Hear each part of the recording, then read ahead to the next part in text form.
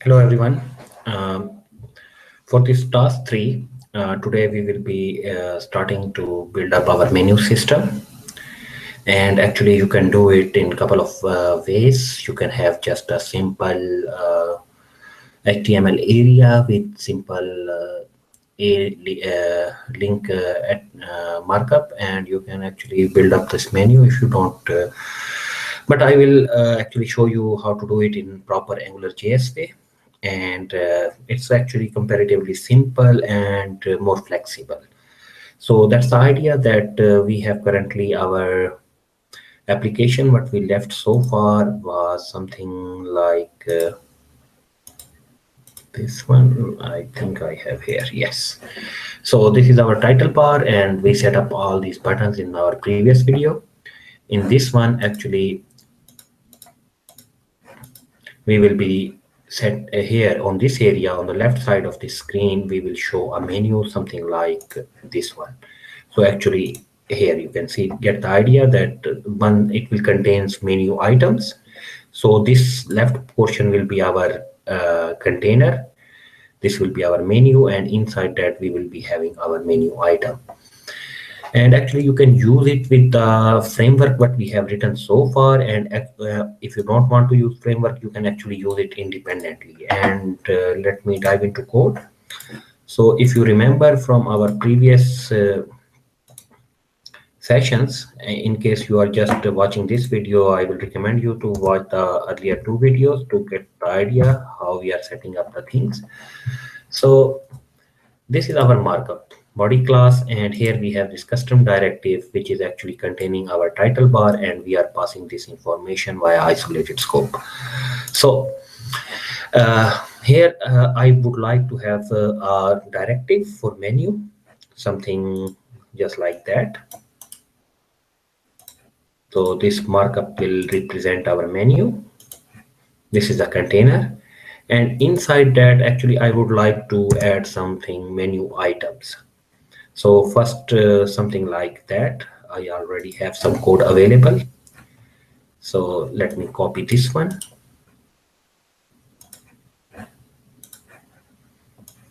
So here, if I paste it, so if you visualize this one, this is our container, and inside that we are including these individual menu item, and it contains one property label which is currently containing some simple string values. And this will be actually, we will be passing this value via isolated scope again to our JS menu item directive. So we have one directive, inside that we have another directive, and all these things, this whole menu system, actually you can pass this one to framework, or you can just use it outside the framework. It's because if you came here to our JS menu folder and see this JS menu module, it has no dependency on any other module. So this is self-containing separate independent module. Okay.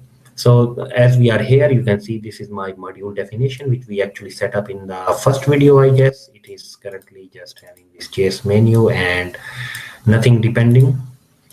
And then inside this JS menu, actually, if you see this directive, this JS menu directive. So this is the standard actually way we are writing so far our directive. And if you remember, we have this code template. I copied from here the directive template and just set up the things as per the requirement. So we have this module, which we saw a while ago, and we are creating a directive JS menu. So camel case, snake case, I think you are familiar right now. So this is the function actually. And here, if you see, we have element restriction. So we are using it as an element, but you can do it as an attribute if you like. Transclusion true, we are transcluding, of course, we are transcluding our menu item. And this is the template URL HTML, which will actually have some container div. And if you go to this one, this JS menu template.html, currently it is just some li items, nothing else. And as I am saying here, label goes here. The idea is here that these are items, I will show them in as a list item, and this label will be passed. So we will be definitely then building up this structure. So JS menu template, here label will go.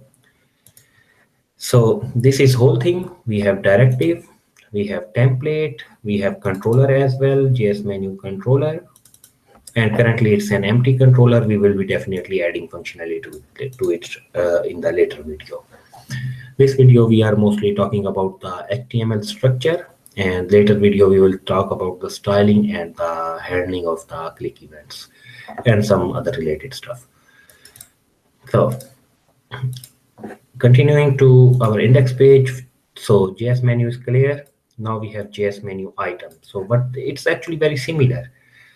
JS menu item directive. So this is the same JS menu module. Module is same, and we are creating a separate directive. And here we are using require word because we want to use this directive, JS menu item directive, inside our JS menu directive. That's why we put require property, because this will be providing the scope.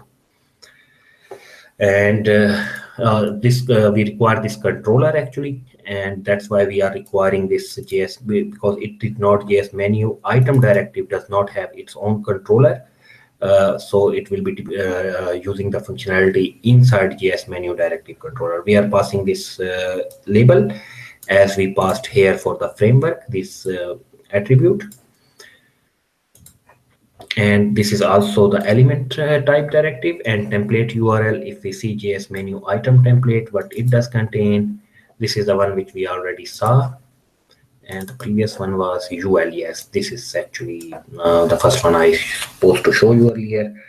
But now you get the idea that this will contain UL, menu template, and menu item template will contain our LIs. And that's the structure. It does not have any controller.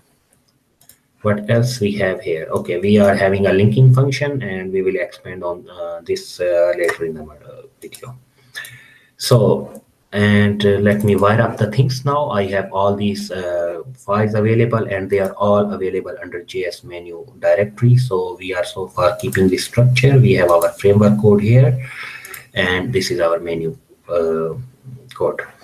So in index page, actually what I did, I go there and I edit this block. Let me see if it is there now. Okay, this is our JS menu module. Let me add those files in case I forget those. So this is JS menu module. I need here the directive. Okay, I need here the controller, and I need here the menu item directive. And we don't normally include our HTMLs because they are actually dynamically loaded. And I have one CSS file. This is currently empty, but I'm planning to style this one, of course. So I will add this one here. It keeps the things clean and specific to the items which we are operating on. Okay. So this is on the HTML we're supposed to do these things. So our markup is already here. And let me go to the JS menu directive. It's template. And this is actually our UL tag. So actually this div, the menu will live inside this div. And this UL is actually our menu, this UL item. This is our menu. And we are passing ng transclude. We are transcluding it. Not passing, we are transcluding it. So our values will be transcluded. And if I go to JS menu item template, what I can do here, okay, let me take from here.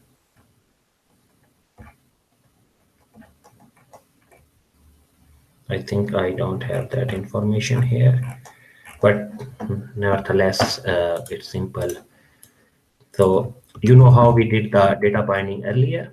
If you remember, you can check the framework, how we pass the value and how we perform the data binding later. Okay, so this will be provided here. UL add label, and our labels are the item. So save everything and let's refresh. So we got our menu, and it's not actually, this is just the text. So the styling and the functionality we will add later. So this component, if you see, this is self-contained component now, and you can use it in any other application as well. So if I have some, let's say, another link sometime, so what I need to do is provide, actually this could all be localized, but we are not getting into that. So products, and let's say uh, just employees,